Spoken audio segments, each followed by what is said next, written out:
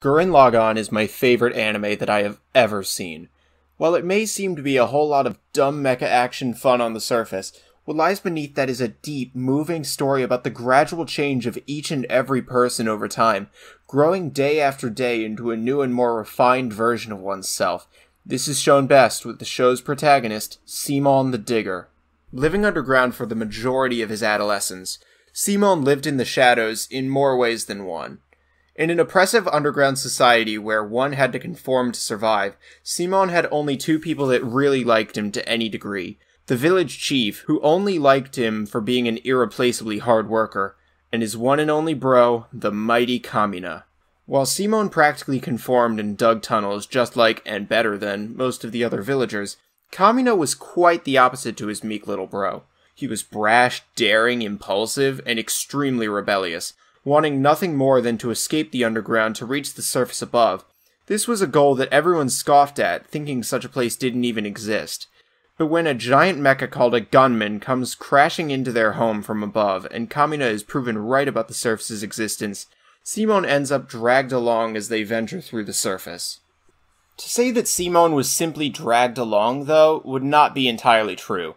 His bro believed in him more than Simon ever believed in himself, and Kamina wanted him to be able to see his own worth and become a man like him.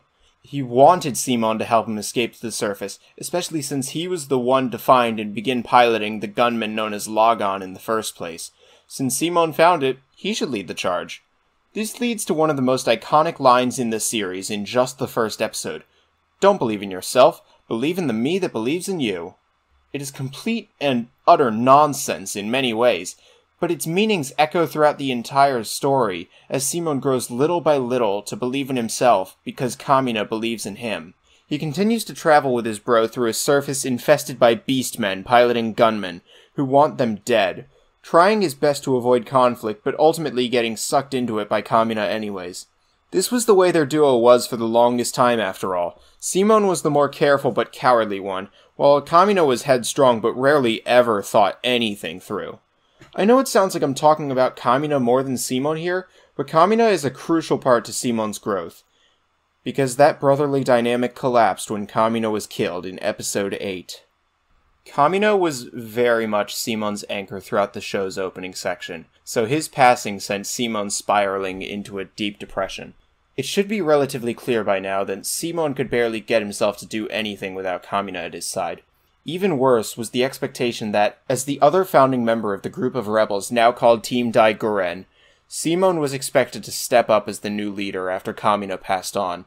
Simon had to pick up the slack with this expectation, and he tried to do exactly that, emulating all of the worst parts of Kamina.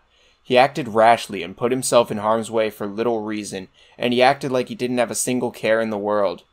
In some ways, he didn't. He had nothing left without Kamina, so what did he have to care about? This came to a halt when Simon met Nia, the daughter of the Spiral King they'd been trying to defeat, who was discarded by him and made to be all alone. Due to her sheltered life as a princess, Nia has a very optimistic outlook and fresh eyes towards the whole world.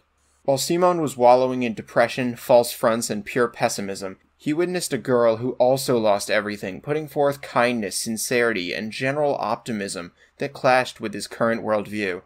It may be unrealistic for this to knock some sense into him and ease his depression so quickly, but to be honest, it was just an enjoyable spectacle to watch either way, as Simon allows himself to care for another person as much as he did for his bro.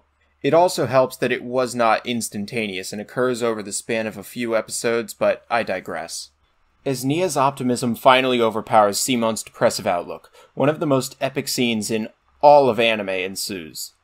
Simon saves his comrade and friend Rossiu, who is piloting Kamina's old mecha Gurren, and fuses his Lagann with Rossiu's Gurren like he always did with Kamina to make the titular Gurren Lagann. In this moment, he makes his proclamation. Despite how he had been acting, Kamina was gone forever, but he lives on as a part of Simon. He wasn't going to let this or anything stop him ever again, because he doesn't need to be tied to the legacy of Kamina. He is himself, and he is Simon the Digger.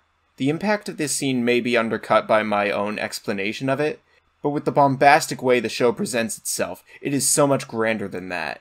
Either way, the true meaning of Simon's character arc is clear at this point. From miles underground he began as a weak child, barely a protagonist while next to the might of the one and only Kamina.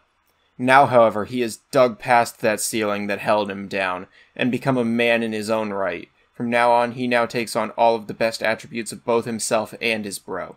He's strategic in his thinking and kind to others, while also possessing an undeniable charisma and penchant for leadership. He had become the best of both worlds, and he was the one who ultimately defeated the Spiral King Lord Genome once and for all. This isn't the end of his story, though, as the 7-year time jump shows us that our hero Simon the Digger isn't perfect.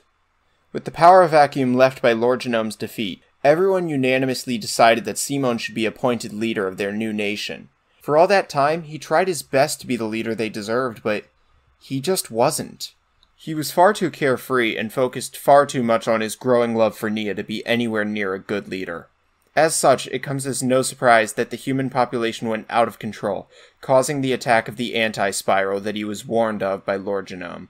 When Rossiu, now his second in command, had him arrested for his poor leadership, there's no denying that Rossiu was acting scummy in this situation, but at the same time, Simon's poor leadership was an undeniable source of problems facing Earth. And Simon acknowledges that. By the end of the series, he forgives Rossiu for what he did, and realizes that he would be the best leader, and sure enough, he was. Simon isn't perfect, but he does his best. This humility is seen at its best when Simon and Nia finally have their wedding, but the anti-spiral genes that had recently awakened inside of her cause her to fade away and, most likely, die. In stark contrast to his reaction to Kamina's passing, 7 years ago, Simon has grown to appreciate what he had instead of mourn what he lost, a message he was taught by Nia herself. He hardly sheds a tear, and when the cast asks why he doesn't bring her back, at this point his spiral powers have reached near godlike levels anyways, he refuses. He knows that the entire purpose of the anti-spiral's mission was to make sure that spiral power didn't go too far out of control and destroy the universe, and he needed to keep his promise of keeping that from happening. But furthermore, he knows that death shouldn't just be undone. It's a part of life, and he's just a humble digger. It's not his place to decide who should live and who should die. No matter how much it hurts him, he knows that he must respect the sanctity of death. There's one more scene to mention that happened a bit prior to this. When Simon is trapped in the multiverse labyrinth created by the anti-spiral, he is met by his mind's manifestation of Kamina to break free. As he stands side by side with his bro, Kamina asks Simon when he got taller than him. Simon realizes that he was right. He did indeed outgrow his big bro over the years. As they realize this together, Simon and Kamina share one last laugh together.